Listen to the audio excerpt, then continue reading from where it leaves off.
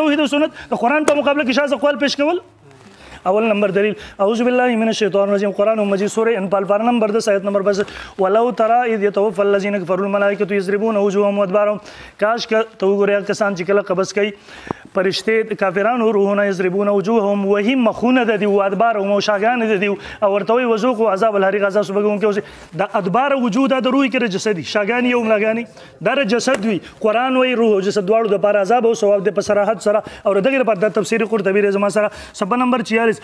سوي دا وهل په کوم وخت عند قبض الارواح وفي القبور دا په قبرونو کې ولدا مخونه وي شاګانی ورته وي ته وای چې دا د روح کې جسدي. دویم نمبر دینه پسره دویم دلیل وحاق بآل فرعون سوء العذاب او چاپه رسو په فرعونانو پورې بد عذاب النار یعرضون علیها غدو و عشیه اور باغی باندې سبا بیگا پیش کیږي روح او جسد دواړو د پر څوک فرعونیان ست فرعونیان د روح او جسد دواړو نه عبارت ته ان شاء الله د مولا ادریس کاندلوی صاحب نظر د بیا خیم کې انکار کې دا مولا ادریس کاندلوی صاحب د باره کې سوئی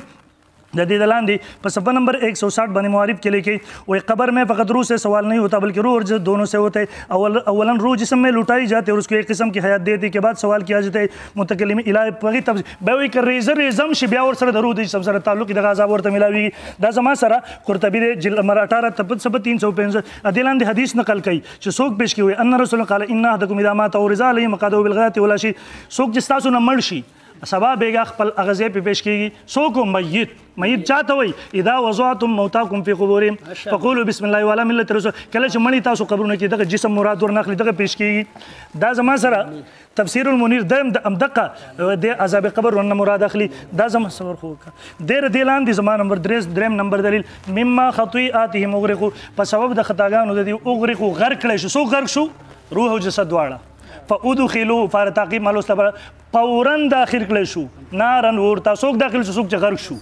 څوک چې غرق شو دا سورې نو پار نمبر 29 آیت نمبر 25 او په واضح الفاظو کې د دې لاندې لیکي په واضح دا تفسیر زما سره قرطبی لري صفحه 346 هذه الايه تدل على عذاب القبر في الدنيا په دنیا کې پر قبر کې د عذاب دلیل د آیات دی وای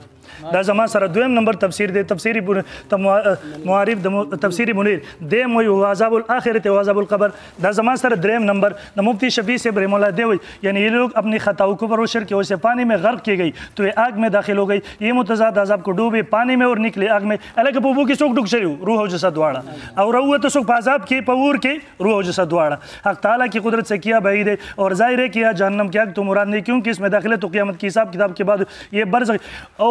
قرآن په سری الفاظو کې روح جسد دوړ لپاره دا غي په مقابله کې ماته شاذ اقوال پیش کړي کاش وي قرآن توحید او سنت دا توحید او سنت د قرآن په مقابله کې شاذ اقوال پیش کول